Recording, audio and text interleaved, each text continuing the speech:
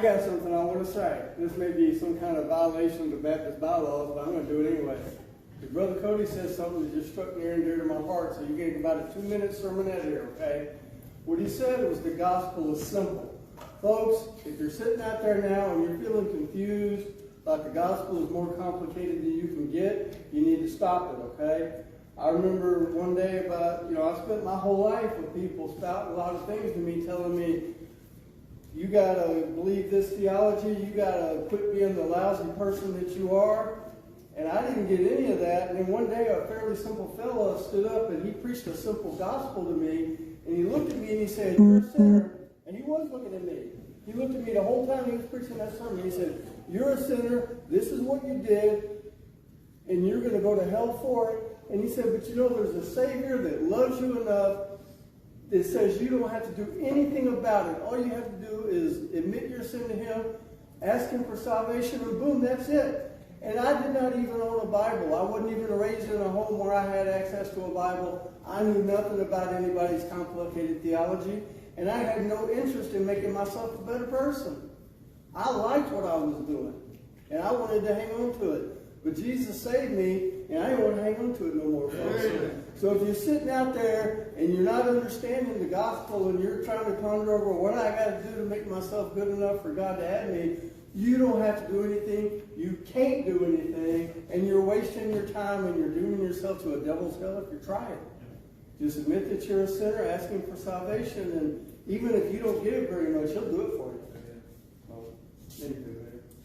That was a free one, okay? I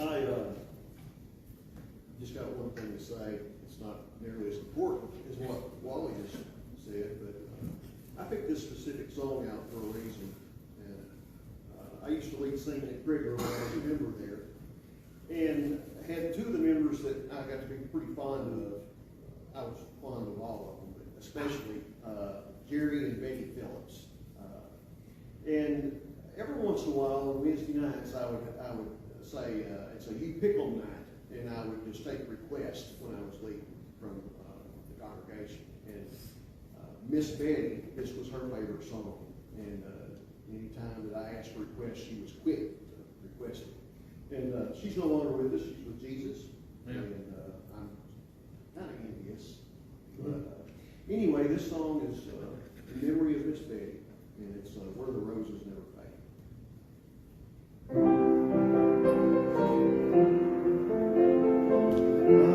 I'm going to a city where the roses never fade. I am going to a city where the streets with gold are laid, where the tree of life is blooming and the roses never fade. Here they bloom before a season, soon their beauty is decayed. I am going to a city where the roses never fade. In this world we have our troubles, Satan snares we must evade. We'll be free from all temptations where the roses never fade. Here they bloom before a season, soon their beauty is decayed. I am going to a city where the roses never fade.